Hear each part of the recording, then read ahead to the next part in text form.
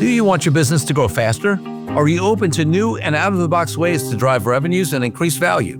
How do you imagine the most successful entrepreneurs and business leaders double, triple, or expand their businesses tenfold or more? The answer is Deals. This is a weekly podcast featuring conversations with business owners, executives, and leaders as we reveal behind-the-scenes details that give you, our listeners, the confidence to pursue your own deal-driven growth. On this show, we discuss a huge variety of deals, everything from large, complex mergers and acquisitions, capital raising, joint ventures, strategic alliances, real estate, affiliate and sponsorship deals, franchising, and more. My name is Corey Kupfer, and I've been supporting deal-driven growth for businesses for over 35 years as a successful entrepreneur, professional negotiator, and attorney. My goal is to help you strategize, plan for, find, and complete deals that will help your company grow faster. Welcome to the DealQuest podcast. Let's get started. DealQuest listeners, we're going to do something a little different on this episode. As you know, we have all kinds of guests around deal making, and one of the spaces that, in fact, the space we have the most clients in is wealth management, the RIA space. So we've had a lot of folks on that. Well, today I'm excited to say that we have two of the top people, reporters, editors at the publications in the RA space. And I've been on the other side of the mic where they've interviewed me for their articles, and some of their colleagues have as well. And I'm excited to sort of, turn the mic around and get their perspective, because I think in some ways, as journalists, as reporters, they actually see a broader range of things than anybody else. So I'm excited to get their perspective. So please welcome to the podcast, Diana Britton, who is at wealthmanagement.com. And in addition to being a phenomenal reporter and editor there, she also is the host of the Healthy Advisor podcast. And then we have Ian Wenik, who's the editor at Citywire RIA. And he's got a recently launched podcast called This Week in Wealth. Diana and Ian, welcome to the podcast. Thank you so much for having me. Thanks for having me, Corey. Yeah. So listen, I want to take you all back before we get into everything you're seeing and the trends and the people you speak to and the things you've been reporting on. I want to take you back to when you were growing up as little kids, maybe 8, 10, 12 years old. What did you want to be? Because I'm assuming, a journalist, at least certainly a journalist in the wealth management space, probably wasn't it back then. But you tell me, let's start with Diana. What did you want to be when you were a little kid? I wanted to be an astronaut. So I remember sending a letter to NASA and telling them I wanted to be an astronaut. And they sent me this packet of information, and it was pictures and all kinds of letters from them. And I put them up all over my room. And I think that was pretty short-lived, but for a few minutes there, I wanted to be an astronaut. That's amazing that they sent you that packet. That must it really made me get excited about it, I love it. And what about you, Ian? So depending on the day, I either wanted to be an attorney like my parents or play linebacker for the Giants. And one of those was drummed out of me by age 9. But the other one was on the table for a very long time until college. Okay. And I assume that was the lawyer one, not the linebacker one. Yeah, no, I did not have any offers to play football. My football days ended in Pee Wee. You weren't going to be the next Lawrence Taylor, huh? No, but that's who I modeled my game after in flag football. Yeah, he was one of my favorite players. So Ian, give us a little bit about, maybe the short version of your journey from potential lawyer or linebacker to into journalism and then at Citywire. So after I realized that I wasn't going to play sports professionally, I did want to write about sports professionally. And so I shifted from idolizing Lawrence Taylor to idolizing people like Peter King or Paul Zimmerman from Sports Illustrated. I wanted to be like them.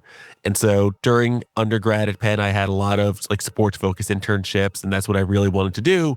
I did a master's year at Columbia where I interned on the sports desk for Newsday, which is the big paper out in Long Island. And so I had a lot of experience covering professional games. I got to be in MLB locker rooms, NBA, but I think I realized just the job market was very difficult. And when I was in grad school, I'd always had some interest in business, and I had a lot of friends and family members that worked in finance. And so I fell in love with the business reporting class my second semester. And my first internship, permalancing job, was at a website where I got to write about bankruptcy, and I got to break a couple cool stories and go to federal court. And after that, I got hooked, jumped around a little bit, and then I started Citywire in 2018, and I've fallen in love with the space ever since. Love it. And Diana, how did you get to wealthmanagement.com? Tell us a little bit about that journey. Yeah, so I don't know how far back I should go, but in high school, I had an English teacher, Mr. Poe was his name, and he was just like an amazing English teacher. And I fell in love with writing, and I feel like just he gave me kind of the foundation to writing. And then so I went on to study communications in college, and that was like just very theoretical and not very practical to use in real life. And I didn't really know where I would go with that degree in undergrad. And then I decided that I wanted to do journalism. And so after graduating from undergrad, I applied to graduate schools in journalism and got into NYU, their graduate program. And so that brought me to New York, ended up studying there. And then I guess I had like dreams of like working for the Associated Press or the New York Times, right? But I had to pay rent in New York City. So, so I applied to just any journalism jobs in the city. And the one I landed was a job at Institutional Investor writing for their newsletter division, not the magazine, but they had a vast newsletter division that covered all areas of the financial markets. I was covering institutional investments, institutional investors, pension funds, and endowments and foundations. And so I would just sit at my desk all day and call every pension fund, public pension fund in the country and ask them what's going on. And so that was kind of a boot camp for financial journalism for me. And that's actually where I met my husband as well, which is like a whole nother story. But yeah, so that kind of, I got into financial journalism that way and then, pivoted into wealth management after that. Love it. Love it. It's been fascinating for me because in the wealth management space, I mean, we broke up Versed Advisor over 25 years ago. A guy at a U.S. trust 2 years ago. We did an exit deal to Cerity. He's a partner there now. So I've been around the space for a while, and you guys have seen it for a number of years. And, I find the space fascinating because it's maturing, evolving, growing. There's always something interesting going on. It's certainly not a state industry, especially on the independent side. What are you guys seeing in terms of things that have been interesting to you, trends? Before we get into anything specific, I'd love to hear your comments on just, the journey of covering wealth management over the number of years you had and, what you've seen happening just in general, even before we get into the deal space on it. Why don't we go with Ian first? Yeah, so I think that I think that I had very fortunate timing that I started writing about this business in 2018, which was right at the time of the Hellman and Friedman Edelman Financial Engines deal, which at the time was kind of a record setter. It was about $3 billion. And now we have transactions that have blown that away in the last couple of years. Right. And so I lucked out that we kind of started Citywire right as the PE investment in this industry really started to skyrocket. Yeah. And so I think that it's just been kind of crazy to see just how much things have mushroomed over the last couple of years. And what counted as a massive story for us in 2020 is nothing relative to what a massive story is for us in 2025. Yeah. And, it's wild for me I remember a time I go back only about 15 years where, forget PE and equity, minority equity investors or anything like that. You could barely get lending in the space. I remember I had a bank client who had bought one RIA firm, this poor woman. They had bought her in like 2007, right before the financial crisis hit. They had plans to buy other ones. And then they had to focus back on their core lending business, which was in real estate and some other things. And they left her out there. And they came to me in 2012 when they were coming to the end of the 5-year period where they're supposed to buy the rest of our firm. And they were like, what do we do with this, right? I won't go into that whole story. We ended up selling it back to her. But the point was, I said to them at that time, you should get into lending in this industry, right? It's such a good industry, recurring revenue with advisors who it would be horrible if they ever defaulted on a loan and had to declare bankruptcy as financial advisors. Like, it's such a good business. But I remember that was right when Live Oak came in. So it's amazing what's happened on the equity investment side. And like I said, it was barely even, you can get lending capital 15 years ago. Diana, what have you seen in your time? Yeah, so I've been covering M&A in the wealth management space for 15 years. And, when I started reporting on it, we were reporting on the consolidation in the IBD space. That's where a lot of the M&A was happening. And there were about 24 big firms that were buying up smaller firms. And a lot of it was, we were seeing a lot of these small broker dealers shutting down because they were selling like problematic alternatives and private placements that went belly up. And so now we're writing about a lot of the M&A coverage is M&A in the RIA space, and it's much more fragmented.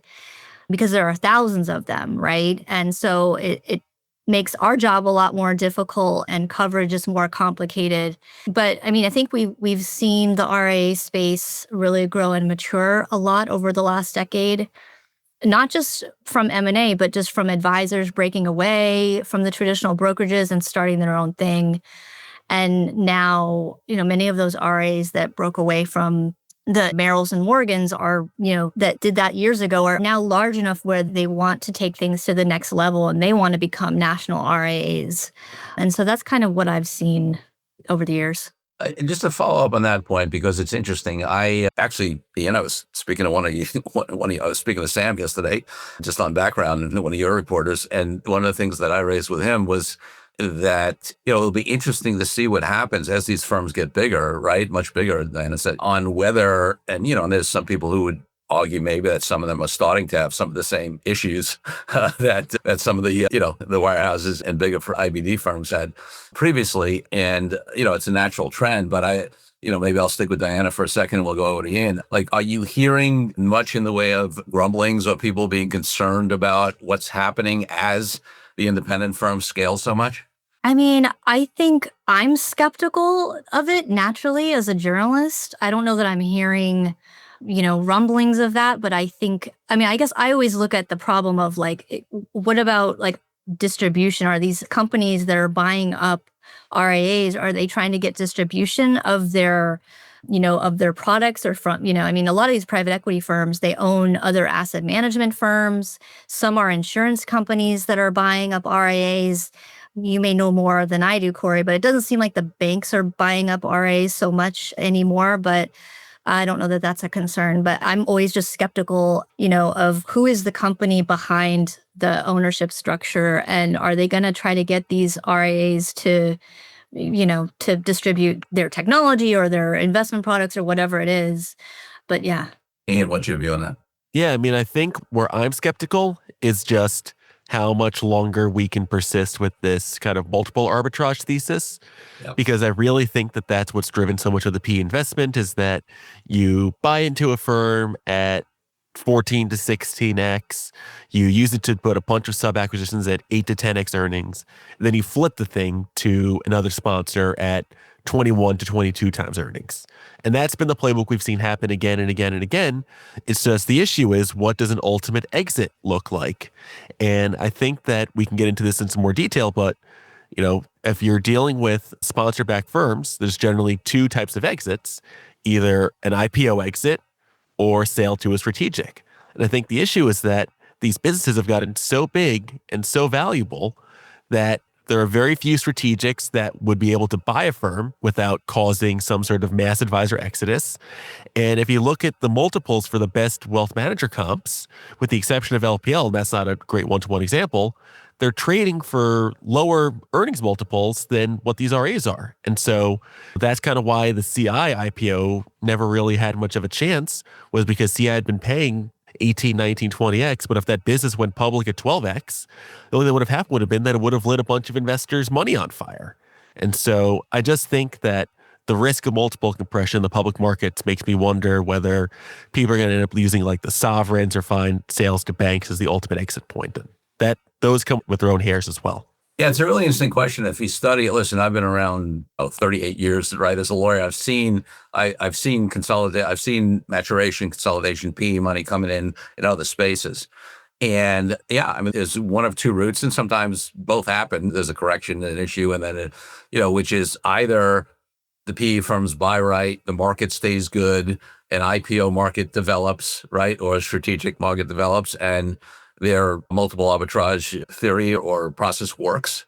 Or and listen, right now, right, there's not a lot of evidence. There's really not a real IPO market, right? You mentioned CI, Folks Financial went private as well, right? So it's interesting. Or what happens is either the PE, and I'm talking generally, the PE has not bought well, and then they can't, or there's a turn in the market. And of course, the risk we have in our great industry is that there's a recession, there's an issue coming up that affects the IPO market, it affects valuations, but it also affects revenue, right? Because if the stock market goes down, there's a direct impact on this industry. So it'll be interesting to see how it plays out. Diana, any thoughts on that point? Yeah, I think that we are going to get to this private equity rotation soon. I think, a lot of the firms that were bought in like 2020, 2019, 2018 are, due for a liquidity event. And I'm kind of looking at the IBD space as well, because that's a big part of my coverage. But, so the Osaic, Cetera, Steward Partners, I think that their liquidity events could be coming up. And those liquidity events can really cause a lot of disruption for advisors, depending on what that event is. And so, yeah, I think if it's an IPO, we've seen, like you guys said, there a lot of the firms are kind of backtracking there, like Envestnet, Focus, CI Financial, Dynasty set aside its IPO. So I don't know. I guess it doesn't seem like that's a great route for the wealth management space. And we can talk about the reasons why. Ian touched on a lot of them already, but they're answering to shareholders all of a sudden, right? And I just think that doesn't seem to work in the wealth management space. Hmm. Yeah, it's going to be fascinating to see how it plays out. Obviously, this is typical in these spaces, right? You go up the PE ladder, and Ian, you mentioned sovereign wealth funds, right? That's been an interesting newer development over the last year or so, right? Mercer just took in, right, some money, and a couple of the others have taken sovereign wealth money. You alluded to issues with that. You want to expand on that comment? Yeah, no, I think just looking at the IPO market in general, look, I think that the general issue we've had is that these firms are viewed as basically analogous to asset managers. And I don't think that's actually a fair comparison. I think there's asset managers that they're dealing with secular migration of these fund flows out of these active management, high margin businesses and into cheaper products. So unless you're at mega scale like a BlackRock or a Vanguard, that's kind of a losing game. But, I think that what makes RA so attractive to PE investors, what ultimately should make them attractive to the IPO market, which is that these are businesses that provide steady, stable cash flow on a recurring basis, and it's very easy to model out. So I don't know if you know Jim Kahn from Wealth Enhancement, but Sure. He makes a great point, which is that if you're a private equity investor, you can do basically nothing and just put like one turn of leverage on and maybe a couple small sub acquisitions, and you've guaranteed yourself a 20% return as long as we avoid some kind of 2008 situation. And I think that we can get to this. The issue is if you put too many turns of leverage on, but if you're looking for a public company, I think that an RIA is in theory a great candidate just because of how predictable the cash flows are. But I just think that always kind of assume laziness as opposed to malice. And I don't think that the equity research analysts necessarily want to put in the work to see what differentiates an RIA from an asset manager. Yeah. It's interesting. I joke with my clients a lot. We represent hundreds of advisors, and I say to them, listen, in a lot of ways, we do very similar things, right? We, as a lawyer, at least the kind of practice that I have, we provide, high-end fiduciary advice to sophisticated, successful, wealthy people. It's a little different area.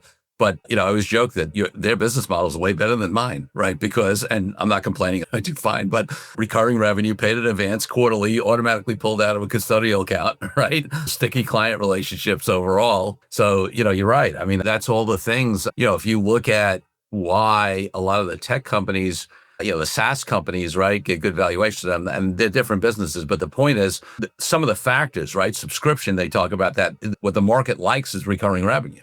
And you have recurring revenue here, and you have it paid in advance quarterly. How many businesses have that, right? It's fascinating. Diana, what else are you seeing? What have you been reporting on lately in the market? What are some of the other trends?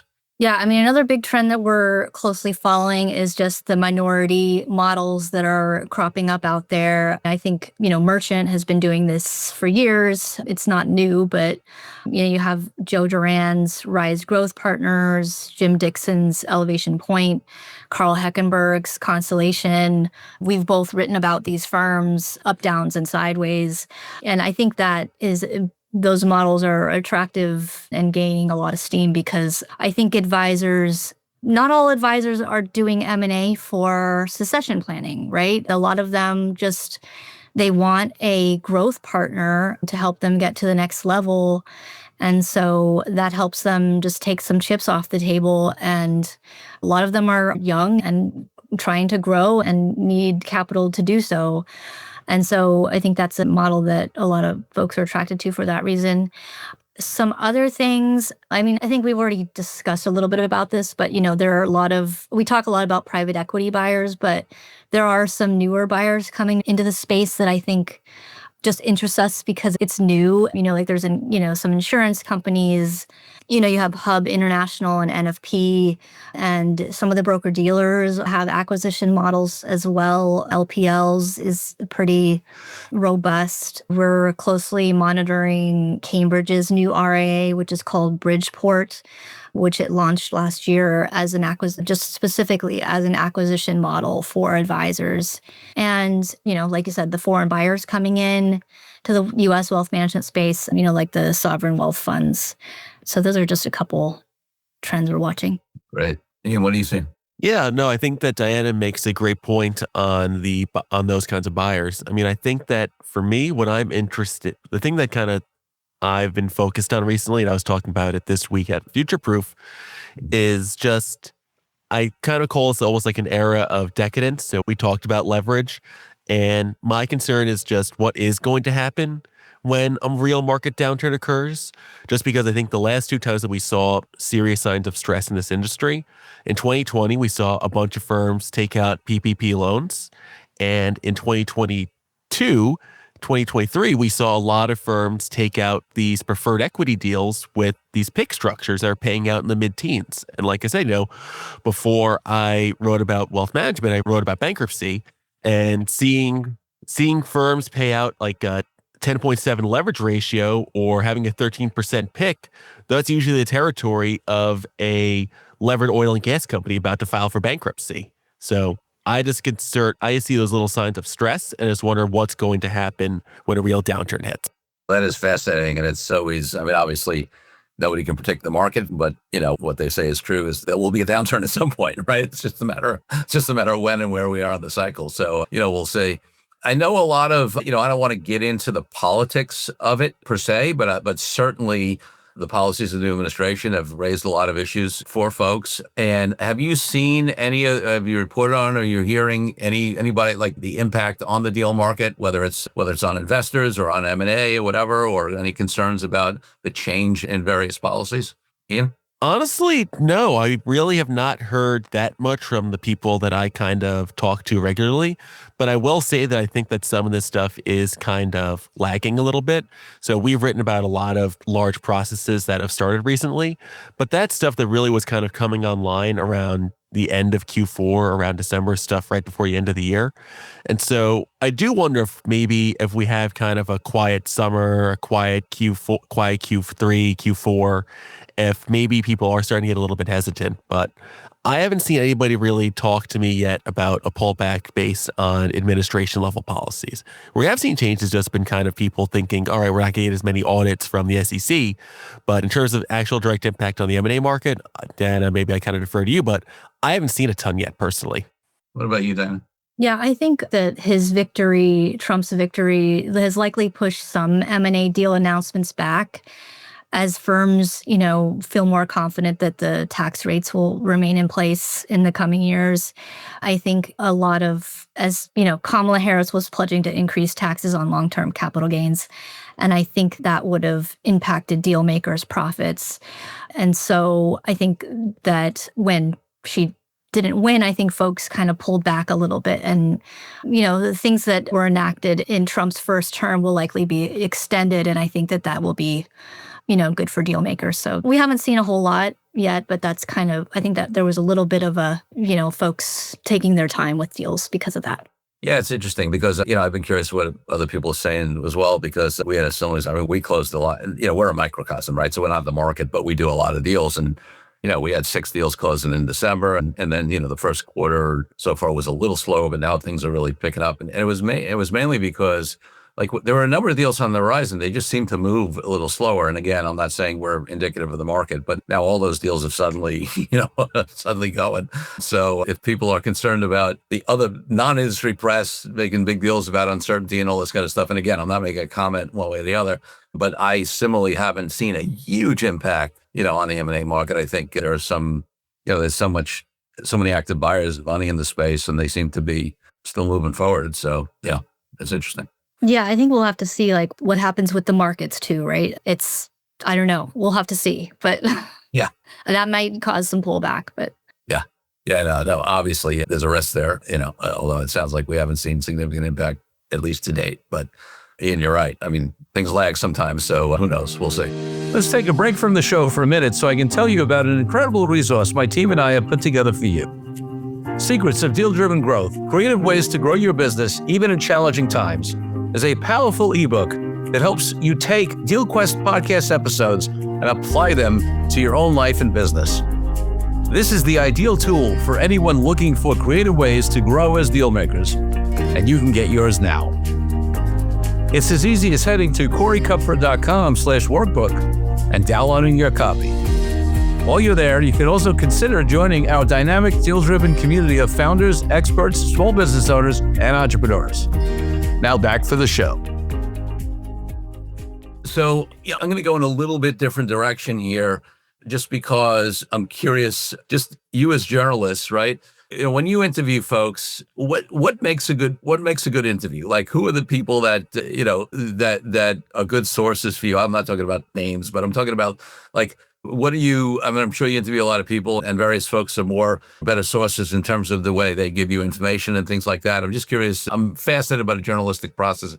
Not that I ever wanted to be a journalist, but I've always been fascinated and respectful of what great journalists do. So I'm curious about that process a little bit, just to switch topics for a moment. Diana, you want to start? yeah, sure, I can jump in. So a lot of times we have to deal with the public relations folks from these firms, and they will give us access to their top executives, right? The CEOs of these companies. But a lot of times they'll put us in front of these folks and they won't, we'll talk to them for an hour and they won't say anything.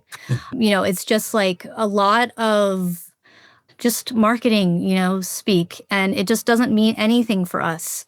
And so we really want to talk to people that are just going to tell us like it is. And I think you're one of those people, Corey. Oh. And so we want to, and so there are certain CEOs out there that I've met that are more forthcoming, and I'm sure Ian has folks that he can name as well, but those are really the folks that we want to talk to, the people that will just tell us like it is, be honest, authentic.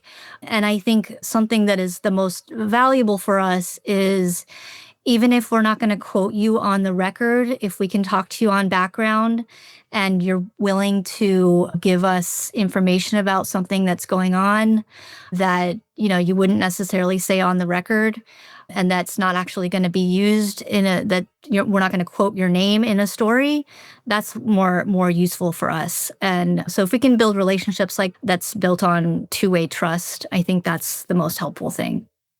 Love that, Ian. Yeah, I mean, I would just kind of emphasize what Anna said, which is that this is very much a trust and relationships-based business. I'm kind of in the market of the flow of information back and forth with one another. And all it takes is one person kind of lying to me, and then the trust is kind of broken forever. And so, yeah, I would say that we definitely, as journalists, just appreciate people willing to, one, tell us what's going on with candor. And two, I mean, the reason I love this job so much is that I get to ask someone, hey, you know more about this than me. Tell me more. Explain this to me. And that should be fun. Like, it's a fun job. Like, no one got into this business because they wanted to, like, just gossip. They want to get in this business because we're curious. We want to learn more. And so people who recognize that and engage with it on those terms, I think, are the people that are the best interviews. Yeah. Love that. Yeah, it's been interesting to me because, there's a lot of views that people have, and I'm not even talking about just in this space about reporters. And I think you're right. It is a two-way trust thing, right? There are certain folks out there that, I will be forthcoming and open with folks that I trust with the information and they can handle it properly. And then there's some folks out there, like in any business, like lawyers, like advisors, like journalists, right? Who, they have an angle and you can't trust them to be responsible, right? With what you tell them, and I'm not going to open up to those people, right? I also, obviously, as an attorney, and you guys both are great at respecting that, understanding that I got attorney-client privilege and there's a lot of things I can't tell you specifically about any given client. And that's just something unique to us attorneys. But that doesn't mean that we can't have conversations on trends and things that are happening and things like that, which we do, which is great. Okay, so looking forward, is there anything specific that you're thinking about? You don't have to give away any secrets of what but just sort of like things you're really curious about now looking forward in terms of topics or areas or trends? Yeah, I mean, that's a good question. I think the thing that I'm really interested to see how it works out is, look, I think the big overarching trend, which I think M&A is just a part of, is that these businesses have gone from becoming personality-driven organizations around a charismatic leader to becoming professional organizations. And I think downstream of that is the war for talent. And so one thing that I think, Diana and her team have also done a really good job of is writing about the litigation between some of these big firms over advisor hiring. And I think historically, it was a little bit of a kumbaya moment because the flow advisor talent was kind of unidirectional. It was people coming out of the wires, coming out of the IBDs. And I think that tide has slowed somewhat. And so as a result, advisors, RAs are looking to kind of rate each other for talent a little bit. And so the first, second, and third order effects of that, we're seeing these professional organizations fight with each other in open court and fight for each other for talent. I think that's going to create consequences that I can't even foresee, but I'll be sure it's heck excited to write about. Yeah. Diana? Yeah, I think just like a few predictions. I guess I think we're going to start to see some consolidation among the big aggregators. I think we've seen the consolidation in the RA space, but I think the aggregators are going to start teaming up and combining. And, the other thing is that I'm just going to be watching the evolution of the IBDs. I think it's something I've been writing about for many, many years. And I think they're going to continue to look more like large RIAs. They all have RIAs, they're registered. And, I just think that as they continue to move away from commission business, maybe more will actually start RA custodians like LPL. Many of them, they don't like to use the term broker-dealer anymore. Right. And so, they say it's a regulatory construct, but that's still what you are. But I think that it'll just be interesting to see what happens there. And the other thing is like with the OSJs, which is another regulatory construct, offices of supervisory jurisdiction. I think that those firms will continue to grow and mature and take more control over the advisor relationship from the broker-dealers. And so it'll be interesting to see where that space leads. I think we might see some serial acquirers come out of that space because, again, they're basically large RAs and they want to be known as that. And so, yeah, those are just some areas that I'm curious about. Yeah, it's been interesting. Obviously, the whole Ameriprise LPL, saga is interesting. And you're right. I mean, for us, doing hundreds of breakaways, obviously, it used to be easy and we still, for the most part, don't have any conflicts, but we had no conflicts because we don't represent wirehouses. We don't represent IBDs. We don't represent private banks. But now the industry's matured and you have breakaways from RIA firms, which are our clients. There are some times where we do, as that, like you said, as that's matured, there is a battle for talent. And, and listen, something that's been reported on for a while and the industry knows. And I'm kind of shocked that it hasn't done a better job on solving it because it's such a good business in so many ways. I mean, I don't regret becoming a lawyer. It's my purpose. It's like, this is what I'm meant to do. But objectively, if I went back and looked at what the wealth management space was going to become, it'd be very tempting to go into it. But the issue with the next gen, right, and younger talent, the industry still hasn't figured out for whatever reason. I don't know if you guys have any insights into that, or I know you've done reporting on it. Diana? Yeah, I don't know if I have any insights. It's just tough because I've been covering it for so long. I think that there's also a problem getting more women into the industry. Yes. And that number has just stayed flat. And I don't know, I think that I don't know what the answer is. I mean, every firm has like a women's initiative and a women's conference. I mean, it just seems like there are more and more initiatives, but the needle is not moving. I don't know. That's kind of a tough nut to crack. Yeah, seems that way. Ian, any thoughts on it? Yeah, I mean, the thing that I've always kind of talked about is that I think that some of these firms are big enough that they really are at the point where I think they can really start to consider recruiting from kind of elite college campuses. And I think that historically wealth management, even within like the big banks, has been viewed as almost like an afterthought relative to like the premier investment banking decisions or sales and trading. And so I really think that some of these firms should really try to aggressively recruit kind of best and brightest on campus. Obviously, there's a lot of firms that have partnerships with colleges that have CFP programs or financial planning majors. And also kind of to Diana's point, I mean, there are more women than men enrolled in 4-year undergraduate colleges. And so I think if you're aggressively recruiting on campus, you can bring in that type of talent that can help solve for the gender gap a little bit too. Yeah. Yeah. And listen, I don't want to make generalizations, but just the nature of what advisors do, right? It would seem to me like it's just the skills that generally women have more than men, I think align so well with what advisors do. I mean, helping families, providing that fiduciary trusted advice, caring about the holistic picture of people's journey and family, what they want to achieve, whatever.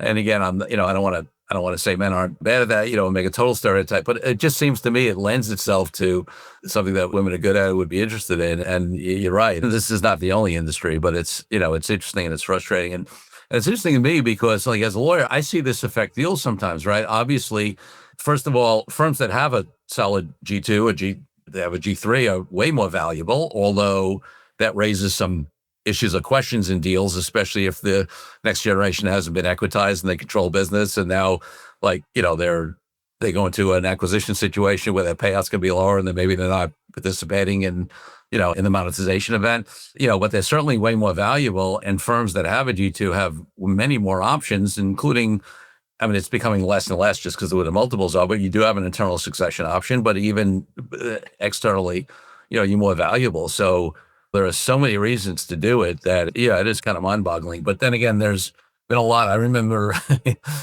Dave DeVoe and I, when he was back at Schwab, so we're going back a long time, we're doing talks on how, on the aging of the advisor industry and how there's going to be all this turnover or whatever, and deals were going to go up, and everything moved much more slowly than everybody thought. We were talking about that for years, and even that demographic shift has been slower. And if it wasn't for the PE and the outside capital that came in, that's really what triggered it more than this thought we had on that demographics would cause a lot of, transfer of assets. It's fascinating how things have not moved on a lot of these fronts as quickly as we might have thought.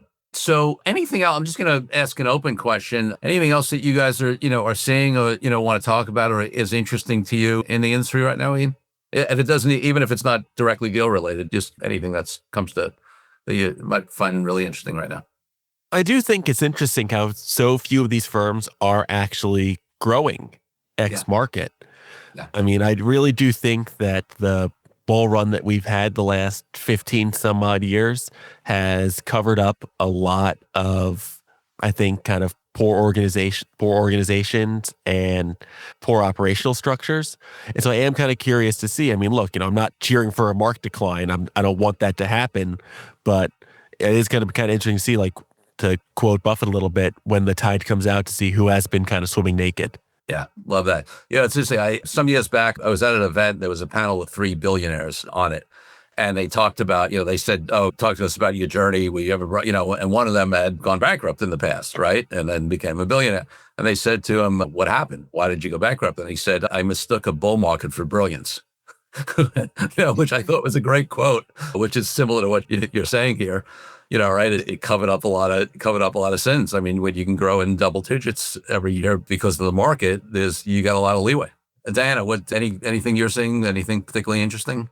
Yeah, I mean, actually, I feel like there are a couple of things that people, this may be less interesting, but I think, the vast majority of our M&A coverage, and the sexy headlines are those external deals that are happening. Yes. But, I think the one thing that our industry overlooks is the importance of internal deals. And when you look at the universe of RIAs, just a minuscule amount of firms are selling externally. Most are doing it internally. But there's not a lot of focus on how to do that successfully. And then the other thing I just wanted to mention is that I think if you really look at the numbers and you really dig deep, the number one succession plan in this industry is still attrition and just folks dying out. And so, we're talking about M&A, we're talking about, but I think that we'll find that that's still the number one succession planning strategy. I don't know. Those are just a couple things that I think are interesting to me, but people don't focus on.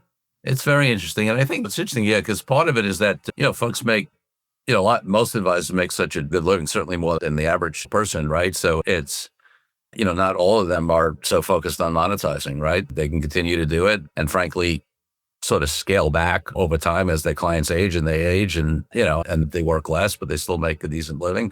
So yes, it is really fascinating about, there are some folks who are like the die with their boots on folks who say that that's what they're going to do. But a lot of folks, it more happens by default, right? They don't do what's needed to be done to have their firm be monetizable, whether it's internally or externally. And that, so yeah, it's fascinating what happens there by default still. And this is sort of relates to my comment about, like DeVoe and I were doing succession stuff back in the day. And the percentage of firms that have succession plans has gone up, but not like, but not as much as you think, especially if you take into account that that's supposedly at least what these advisors are talking to clients about as part of it as well, right? Really interesting. And it sounds like did you have something you want to add there? No. I mean, I just think, just broadly speaking, we're very fortunate that we're covering this space right now because I think that we've seen more change in the last 5 years in this business than perhaps the last 20 years before it. Yeah, it's interesting for me as somebody who's been in it for so long because, the great thing is that the options have increased significantly. And we talked about all the PE-backed buyers. One of the things we do is we do these whiteboarding sessions, right? With firms that want to create M&A programs. And we have a number of clients that created programs. And one of the questions is, how do they compete with the PE? And they're not planning on getting PE money, right?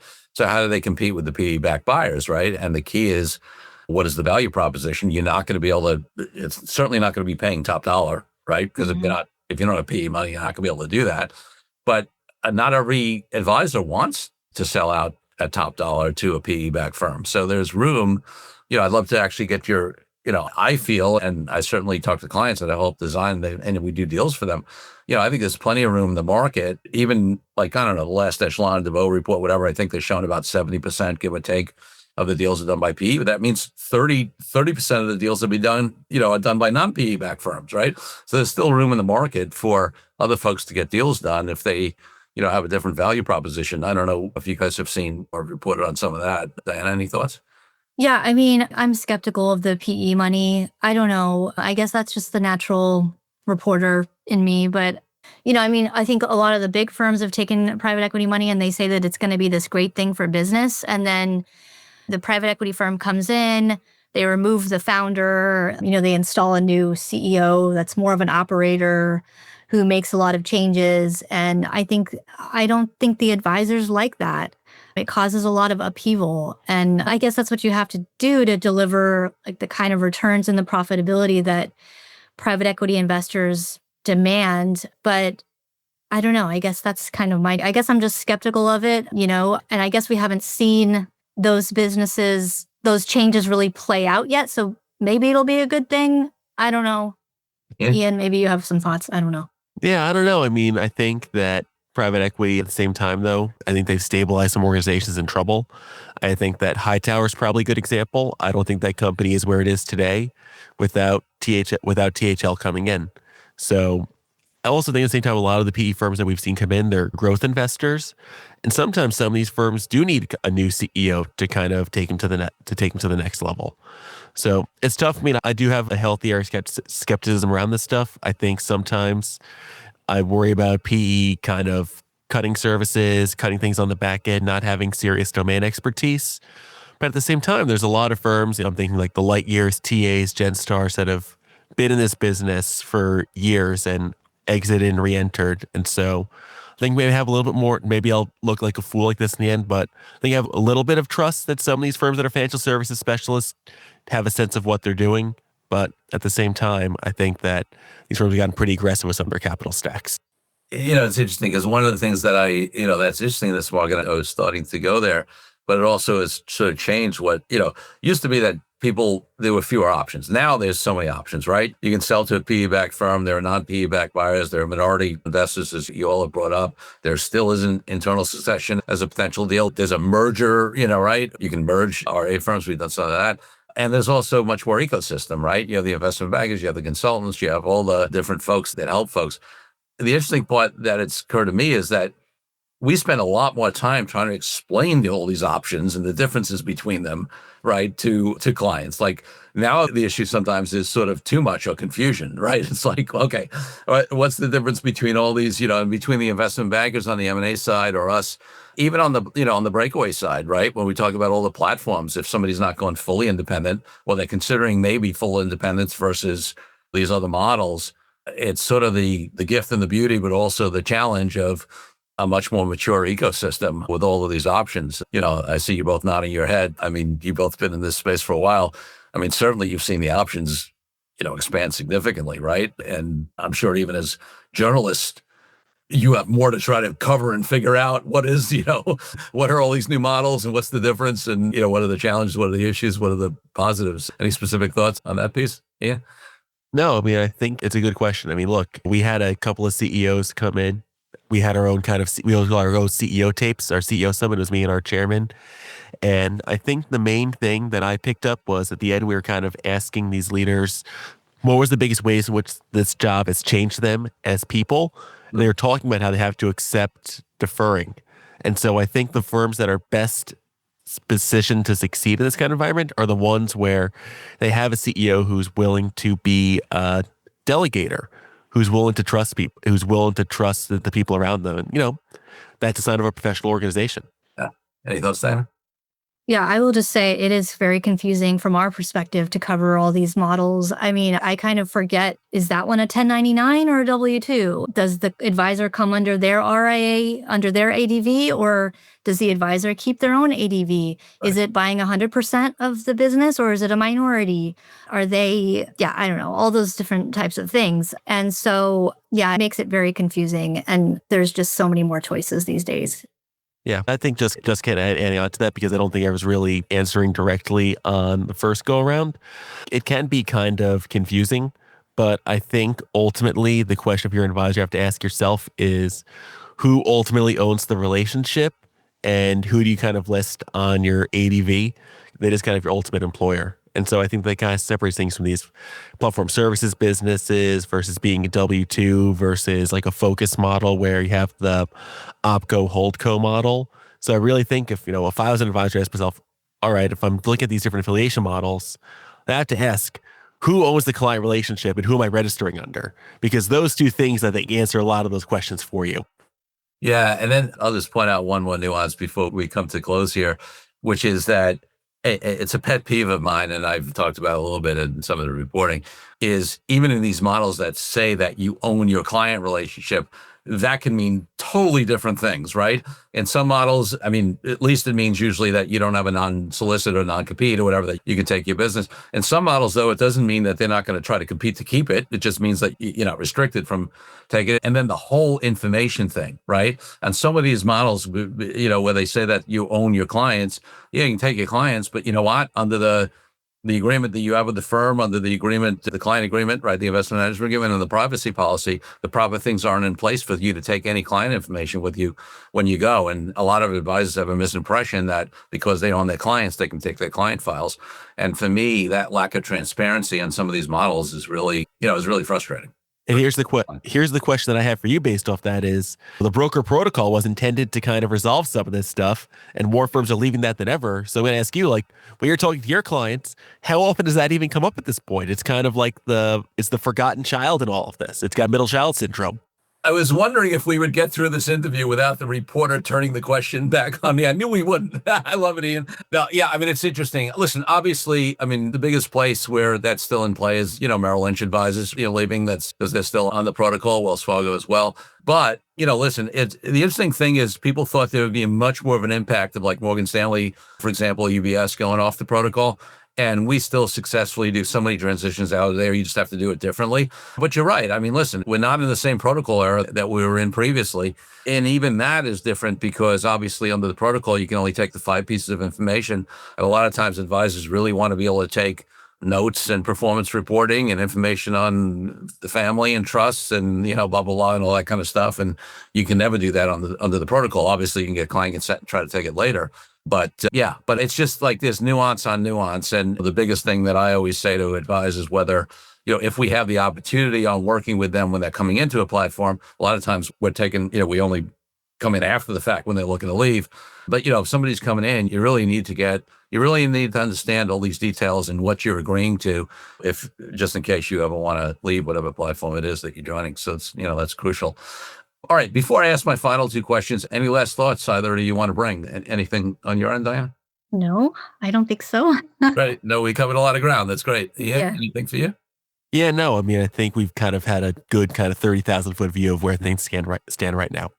Awesome. So before my final question, we mentioned where you're from or whatever, but just, if anybody wants to get in contact with you guys or find out more about whether it's on the publication side, the podcast side, whatever, just where should people reach out to you? Yeah. So, I think the best approach is you can reach out to me at IWENIK at citywireusa.com, which is CITYWIRE USA.com.